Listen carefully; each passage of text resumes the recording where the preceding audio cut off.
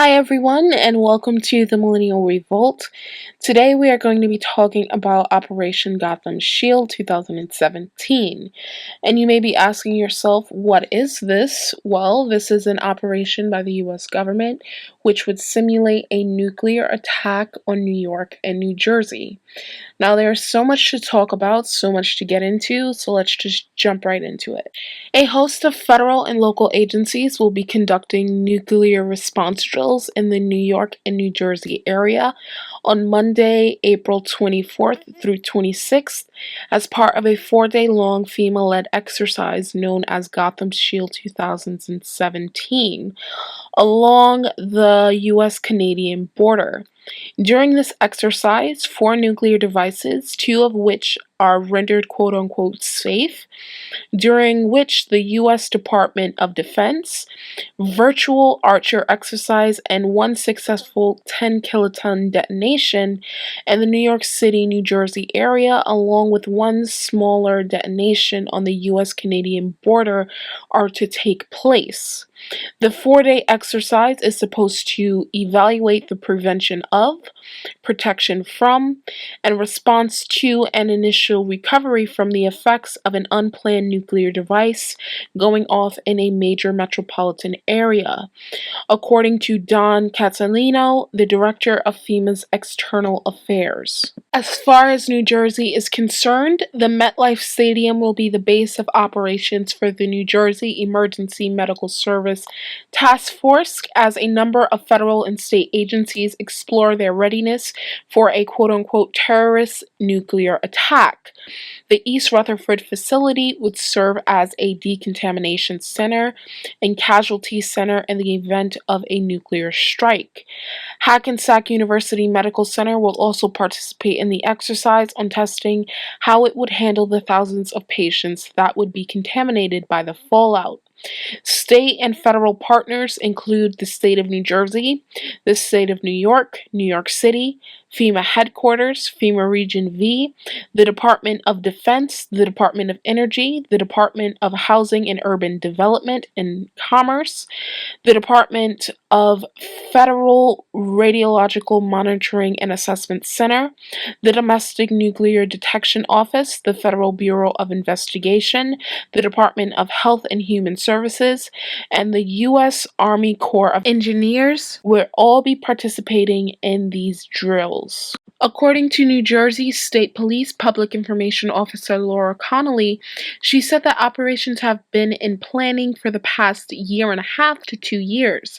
She said every year we plan a full-scale exercise where we have to pick different scenarios. She said there are only so many hurricanes we can do. We have to pick scenarios based on location and the demographics, based on the risk of the area. Here's my thing as far as these drills are concerned. There's enough to be skeptical about whenever the U.S. government is involved and multiple federal agencies are involved. We've seen something like this happen before in the run-up to 9/11, where there were 46 military drills simulating what if terrorists hijacked planes to fly them into buildings, and then 9/11 happened. So my whole thing is there is enough to be worried about whenever we see something of this scale with so many federal agencies involved. And given the history of the U.S. government, where they have no problem overthrowing governments, supporting and or training militant/rebel groups, which in turn kill hundreds of thousands of people to millions of people, there is nothing that would make me believe that the American people would be immune to the same tactics that they would deploy overseas.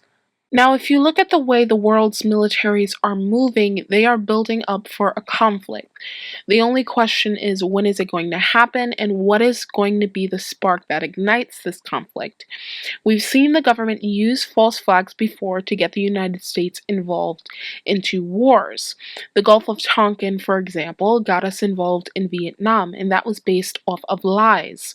We could see a quote-unquote accident happen, and how perfect would it be to have a nuke dropped over New York City by the US government and it be blamed on Russia or North Korea. And then we could land into a global conflict. We already know that the US government has weapons in their arsenal where they can hack into any computer system and make it seem as if a foreign nation is attacking us, thanks to WikiLeaks Vault 7. So I put nothing past the US government. And another thing, I don't trust the federal government when there is a disaster. They don't know how to handle any of these situations. Look at what happened in Hurricane Katrina. It was just a mess. The federal government tends to make these situations worse rather than better. They can barely handle the economy, so what makes me believe that they would be able to organize and help hundreds of thousands of people who are injured, who are possibly maimed, who are hungry, who need shelter if there was a disaster to happen.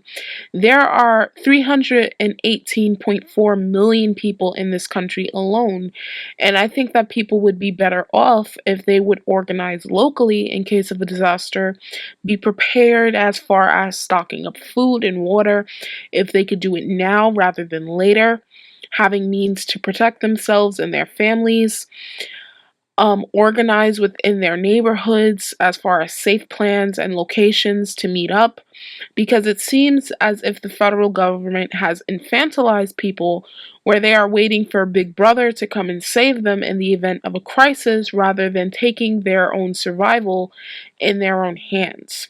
So I just wanted to give you guys a heads up about this, and given the fact that I live in New York, it's kind of worrying to me, so I just wanted to let you guys know as well. I'm the Millennial Revolt. Thank you guys so much for watching, and you have a wonderful day. Bye.